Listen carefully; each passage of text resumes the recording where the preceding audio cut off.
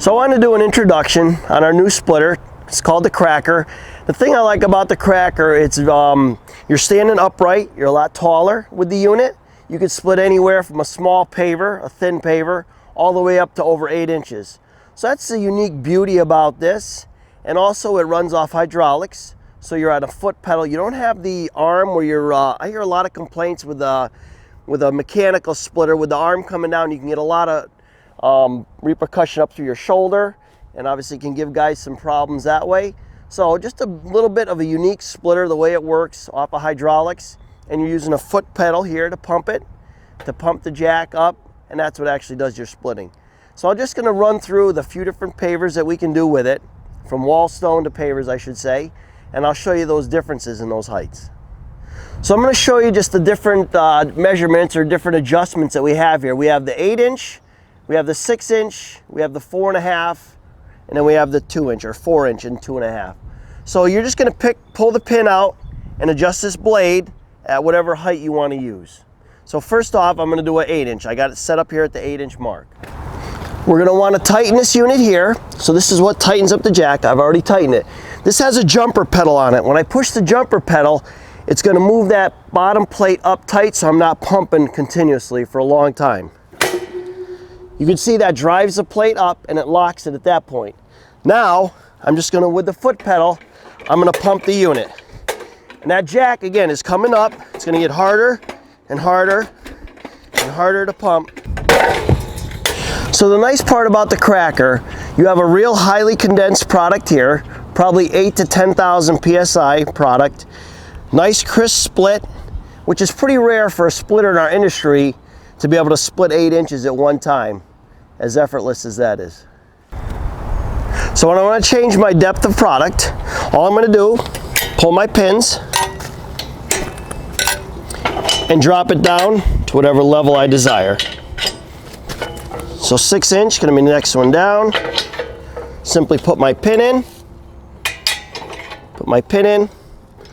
put in my quick clips. Now I'm ready for 6-inch products. The nice wide table gives me a lot of options, so I can do a lot of different unique angles.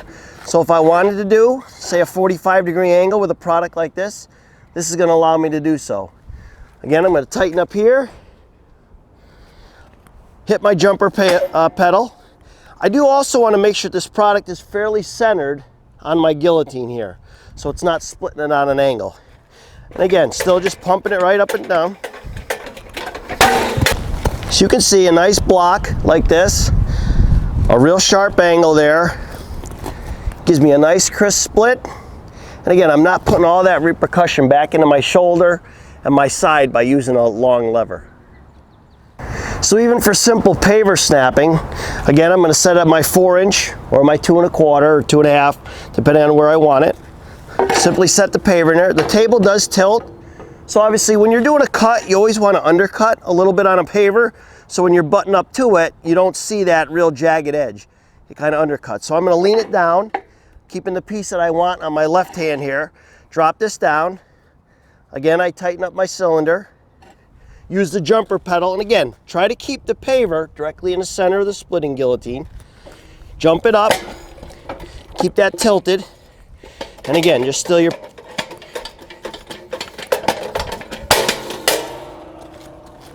You can see, nice split.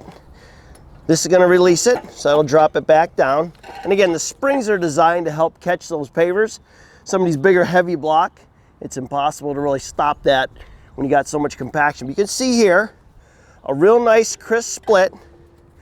And picture this as being maybe my border stone. So when that butts up against here, you get a real nice tight fit. And again, if we're doing poly sand, you're going to want 1/8 to 3/8 of a gap in there to get your poly sand down that joint.